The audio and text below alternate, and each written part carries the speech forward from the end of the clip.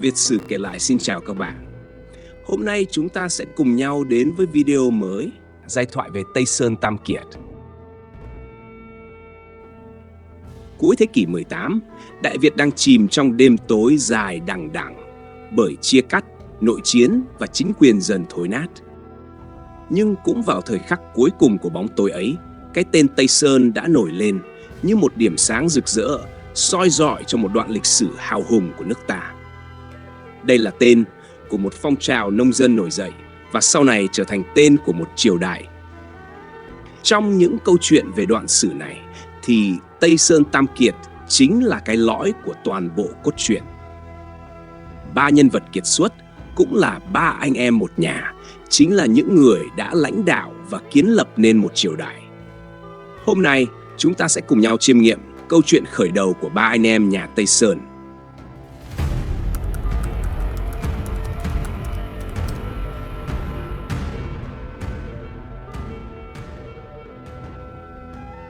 Trong thế kỷ 18, nước Đại Việt nằm dưới quyền cai trị tượng trưng của vua Lê, có danh mà không có quyền hành chính trị. Quyền lực thực sự nằm trong tay hai gia đình phong kiến, các chúa Trịnh ở phía Bắc, kiểm soát nhà vua và điều khiển triều đình ở Thăng Long, Hà Nội ngày nay, và các chúa Nguyễn ở phía Nam, đóng đô tại thành Phú Xuân là Huế ngày nay. Hai bên từng đánh lẫn nhau để giành quyền kiểm soát toàn bộ đất nước trong suốt 45 năm và đều tuyên bố trung thành với nhà Lê để củng cố quyền lực cho mình. Cuộc chiến Trịnh Nguyễn phân tranh kết thúc năm 1672 và hai bên thống nhất lấy sông Danh làm giới tuyến phân chia lãnh thổ. Họ Nguyễn hùng cứ phương Nam, gọi là Đàng Trong. Họ Trịnh tự xưng chúa phương Bắc, gọi là Đàng Ngoài. Sau đó, cuộc sống của những người nông dân ở phía Bắc của các chúa Trịnh khá yên bình. Trong khi đó, ở phía Nam, các chúa Nguyễn dần dần mở rộng lãnh thổ, sáp nhập vương quốc Chiêm Thành và ảnh hưởng chính trị, quân sự lên vương quốc Chân Lạp. Các chúa Nguyễn thường hỗ trợ quân sự cho Chân Lạp để Chân Lạp đánh lại một nước hùng mạnh kế cận là Xiêm. Từ đó, các chúa Nguyễn nhận các vùng đất từ Chân Lạp như món quà đền ơn, mở mang thêm lãnh thổ Đàng Trong về phía Nam. Nhưng đến giữa thế kỷ 18, chính quyền họ Nguyễn ở Đàng Trong ngày càng suy kiệt, tham quan hoành hành, sưu cao thuế nặng dồn lên vai người nông dân. Việc mua quan chức trở nên phổ biến, số quan lại ngày càng tăng, nhất là quan thu thuế. Có nơi một xã lại có đến 20 xã trưởng và hàng chục nhân viên thu thuế, gọi là tướng thần. Quan lại, cường hào kết thành bè cánh, đàn áp bóc lột nhân dân thậm tệ, đua nhau ăn chơi xa xỉ. Quyền thần Trương Phúc Loan nắm hết quyền hành, tự xưng quốc phó, khét tiếng tham nhũng ở triều đình Phú Xuân, đến nỗi người dân gọi hắn là Trương Tần Cối, so sánh với Tân Cối, một đại gian thần và hán gian bên Trung Quốc thời Nam Tống. Nhiều vùng quê miền Trung, từ Bình Định, Phú Yên cho đến Quảng Ngãi, người dân đói rét quanh năm. Làng xóm tiêu điều, người nghèo lâm cảnh bán thân nuôi miệng, nhiều trai tráng bỏ ruộng lên núi, xuống biển, trở thành phường trộm cướp. Trong cái hỗn loạn ấy, lòng người dạo dực tìm một lối đi, một ngọn cờ nghĩa để nương theo. Lúc bấy giờ, ở vùng đất Bình Định, Chuông Mây được biết đến là một vùng rừng rậm rộng lớn, khe núi hiểm trở.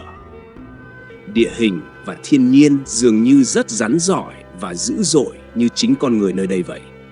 Và rồi, Chuông Mây trở thành nơi những người bất mãn với triều đình tụ họp, lập thành nghĩa sĩ, tìm cách giúp dân.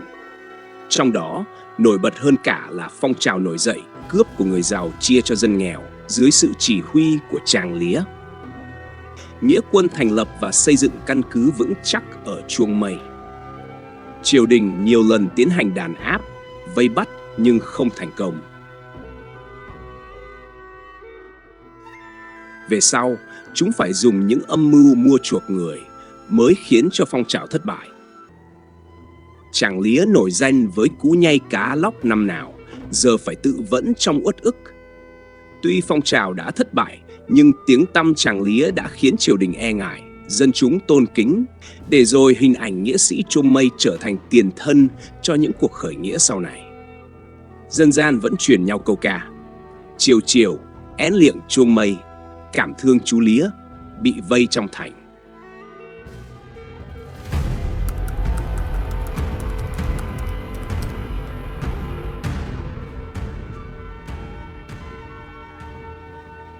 Trước đó vài thập kỷ, có người tên Hồ Phi Long xin vào giúp việc cho nhà họ Đinh ở thôn Bằng Chân, huyện Tuy Viễn.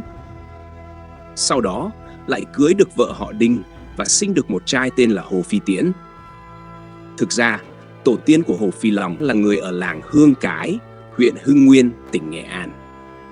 Nhưng họ đã theo chân chúa Nguyễn vào Đàng Trong lập nghiệp khi chúa Nguyễn vượt lũy thầy đánh ra đất Lê Trịnh tới Nghệ An năm 1655.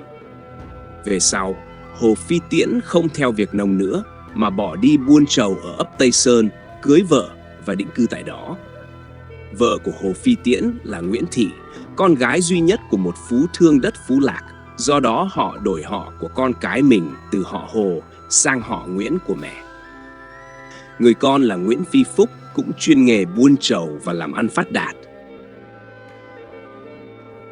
Nguyễn Phi Phúc cưới vợ là bà Nguyễn Thị Đồng, có 8 người con, trong đó có 3 người con trai: Nguyễn Nhạc, Nguyễn Huệ và Nguyễn Lữ. Dân gian kể rằng đêm Nguyễn Huệ sinh ra, trời đất bỗng nổi gió, tiếng trống làng vang lên khác thường như điềm báo một nhân vật khác lạ. Người làng thì thầm: 3 đứa trẻ này mai sau ắt chẳng tầm thường. Dòng máu họ mang trong người vừa là khí phách nông dân đất võ Bình Định, vừa thừa hưởng truyền thống nghĩa khí của những hiệp sĩ Chuông Mây. Thuở nhỏ, họ lớn lên trong khung cảnh triều đình suy tàn, quan lại tham lam, áp bức nông dân. Ngày ngày, qua con đường dẫn vào Chuông Mây, họ nghe những chuyện nghĩa sĩ cứu dân, kẻ ác phải run sợ. Mỗi câu chuyện gieo thêm một hạt giống trong tâm hồn non trẻ, phải đứng lên thay đổi số phận. Lớn lên, 3 anh em được đưa đến thụ giáo cả văn lẫn võ với thầy Trương Văn Hiến, ngụ tại Tuy Viễn. Trương Văn Hiến trước đây là môn khách của Trương Văn Hạnh, một vị quan lớn và từng là thầy dạy của Nguyễn Phúc Luân, cha của Nguyễn Ánh. Sau khi Trương Văn Hạnh bị quyền thần Trương Phúc Loan hãm hại, Trương Văn Hiến chạy lánh nạn vào Bình Định và định cư ở đây. Chính người thầy này đã phát hiện được khả năng thiên tài của Nguyễn Huệ và khuyên bảo 3 anh em khởi nghĩa để xây dựng đại nghiệp. Tương truyền, chính ông là người đã loan truyền về câu sấm: Tây khởi nghĩa, Bắc thu công. Sau đó lại dùng lời sấm truyền này để thuyết phục 3 anh em Tây Sơn đứng dậy lập nghiệp. Trong 3 anh em thì người anh lớn Nguyễn Nhạc là người chín chắn nhất, cũng đóng vai trò quan trọng nhất trong thời kỳ đầu của phong trào. Ông thích học chữ, tính khí hiền hậu nhưng quyết đoán, có tố chất lãnh đạo.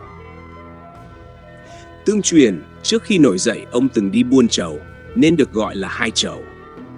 Có sách nói Nguyễn Nhạc còn làm đến chức biện lại nên còn gọi là Biện Nhạc. Nguyễn Nhạc là một người tinh thông võ nghệ, với độc thần kiểm bá đạo, thích giao kết hào kiệt và có uy tín trong vùng. Ông đã cùng Nguyễn Huệ và Nguyễn Lữ tạo ra tuyệt kỹ độc lư thương, mô phỏng hoàn hảo thần thái của chiếc độc lư 3 chân cắm cây hương trên các bệ thờ.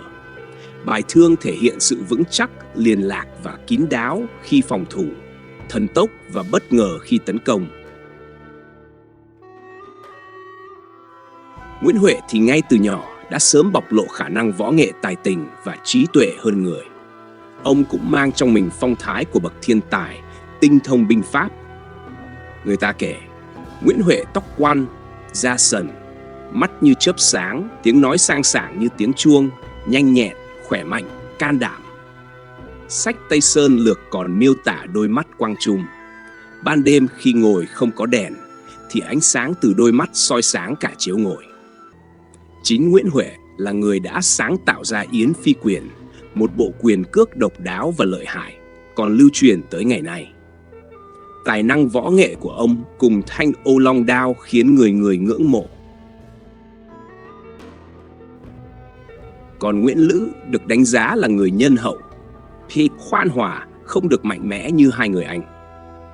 Nguyễn Lữ đã được thầy Hiến chân truyền cho môn miên quyền. Vốn người mảnh khảnh, tính nết hiền hòa, ưa thanh tịnh. Khác với hai anh, ông học văn nhiều hơn học võ. Tuy nhiên, ông cũng đã học hết các môn võ và chuyên về môn miên quyền.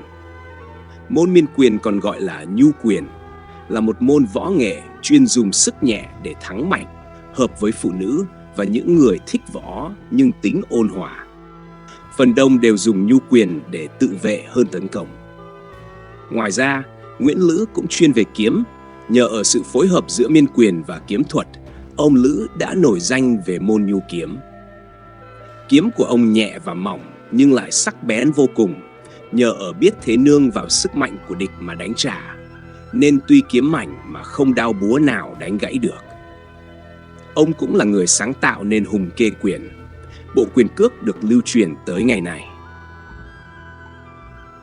Nguyễn Lữ cũng ham thích nghiên cứu về tôn giáo, cho nên khi cha là Nguyễn Phi Phúc qua đời, Nguyễn Nhạc về nối nghiệp cha, thì Nguyễn Lữ cũng thôi học, xuất gia theo Minh giáo, tục gọi là đạo Ma Ní, dùng phù phép để chữa bệnh, trừ tà như đạo phù thủy. Chính nhờ việc đi truyền đạo và chữa bệnh cứu người này đã giúp cho ông kết giao được với nhiều tộc trưởng, bộ lạc người dân tộc thiểu số, thu phục được nhiều kẻ anh hùng, võ dũng sống ngoài vòng cương tỏa của xã hội, sau này trở thành tướng sĩ của nhà Tây Sơn.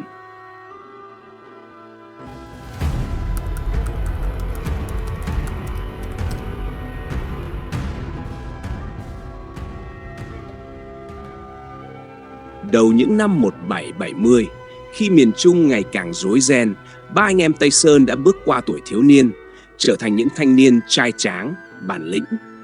Trong mắt dân quê, họ không chỉ là những người con trong một gia đình bình dị, mà là những người có chí khí, sẵn sàng đứng ra lo việc làng. Ba anh em nhận thấy thời thế đang gọi tên họ để cùng làm nên nghiệp lớn. Họ bèn thống nhất kế hoạch xây dựng lực lượng, phất cờ nổi dậy. Nguyễn Nhạc với tính cách chín chắn bắt đầu chiêu tập những trai tráng cùng chí hướng. Người nghèo khổ trong vùng nghe đến tên ông thì tin cậy, bởi Nhạc không chỉ biết chữ mà còn biết cách giải quyết tranh chấp ruộng đất, chia thóc cứu đói. Nguyễn Huệ thì xông xáo đi khắp chợ phiên, bến sông, kết giao cùng dân buôn, hào kiệt. Ai từng đấu võ với Huệ đều phải phục tài và thường xin theo. Ông còn đích thân đi cầu người hiền tài, thông hiểu binh pháp về giúp sức cùng nghĩa binh. Vì vậy, có nhiều tướng giỏi, trung thành trở về cùng ba anh em ông, mưu tính việc khởi nghĩa. Nguyễn Lữ thì khuyên nhủ, vỗ về, khiến nhiều người hiền lành, lỡ đường cũng nguyện góp sức. Từ đó, lực lượng của nghĩa quân Tây Sơn mỗi ngày mỗi lớn và vững vàng. Những người hợp tác đầu tiên với nhà Tây Sơn có Nguyễn Thung, Bùi Thị Xuân, Võ Văn Dũng, Võ Đình Tú, Trần Quang Diệu, Trương Mỹ Ngọc, Võ Xuân Hoài. Dần về sau, kẻ sĩ gần xa đến hưởng ứng thêm đông. Nguyễn Thung ở thôn Thuận Nghĩa là một thôn trù phú ở sát Kiên Mỹ về phía đông. Tuy ông là một phú nông song kinh sử đều thông thuộc, biết võ nghệ, sở trường về môn trường tiên. Ông có trang trại khá đẹp ở vùng Tuy Viễn, quen biết với Nguyễn Nhạc từ lúc anh em Tây Sơn còn thọ giáo thầy Trương Văn Hiến. Tính ông hào phóng, đãi người rất hậu nên thu phục được nhiều người. Trong nhà tân khách luôn luôn tấp nập. Khi Tây Sơn khởi nghĩa, Nguyễn Thung đã đem tất cả tài sản ủng hộ nghĩa quân. Giữ nhiệm vụ vận tải, tiếp tế quân lương, ông được phong tán tương quân vụ lo ở mặt Bắc, còn Nguyễn Lữ lo mặt Nam. Bùi Thị Xuân là một người con gái hào kiệt, xuất thân khá giả, giỏi võ nghệ ở thôn Xuân Hòa, huyện Tuy Viễn. Bà còn học được kỹ năng huấn luyện tượng binh rất lợi hại. Từ nhỏ, bà đã là người có chí lớn, khí phách như bà Trưng, bà Triệu khi xưa. Năm 20 tuổi, bà tình cờ gặp gỡ và đã dùng kiếm để giải nguy cho Trần Quang Diệu khi vị tráng sĩ này bị một con hổ dữ tấn công. Cũng từ lần gặp này mà hai người trở thành vợ chồng khi ông Diệu đến ở nhà người con gái Xuân Hòa để trị thương. Sau đó, hai người cùng nhau về tòng quân dưới ngọn cờ Tây Sơn ở chiến khu Phú Lạc. Trần Quang Diệu là một người nổi tiếng giỏi võ từ nhỏ, còn thành thạo thơ văn và sử lược. Đặc biệt, ông còn học được tuyệt kỹ đại đao Pháp từ sư phụ Diệp Đình Tòng, một thầy võ bí ẩn trên núi Kim Sơn.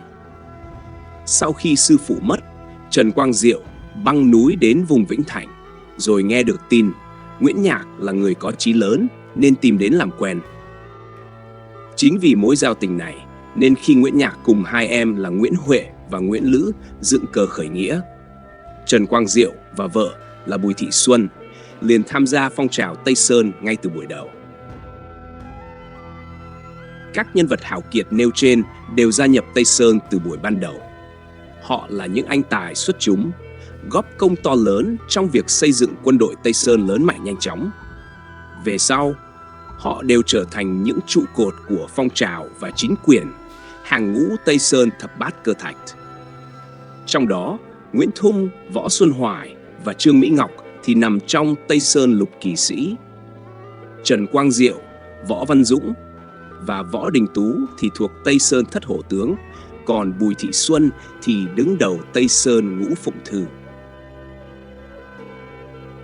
Vào năm Tân Mão 1771, đời chúa Định Vương Duệ Tông Nguyễn Phúc Thuần, tương đương niên hiệu Cảnh Hưng thứ 32, vua Lê Hiển Tông, mọi người tôn Nguyễn Nhạc làm Tây Sơn Vương, chính thức mở đầu cho phong trào nổi dậy Tây Sơn.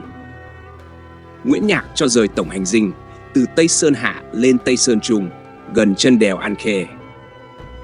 Chia nhân sự làm 3 khối. Khối quân sự do Nguyễn Huệ, Trần Quang Diệu, Vũ Văn Dũng và Võ Đình Tú chỉ huy, đóng ở ngọn núi phía Bắc, người đời quen gọi là núi Ông Bình. Nơi đây tổ lò rèn đã sáng chế ra một vũ khí mới gọi là hỏa hổ. Việc hành chính, ngoại giao, tuyên vận giao cho Võ Xuân Hoài và Trương Mỹ Ngọc đảm nhận. Về kinh tế, tài chính có Nguyễn Lữ, Nguyễn Thung và Bùi Thị Xuân chuyên trách.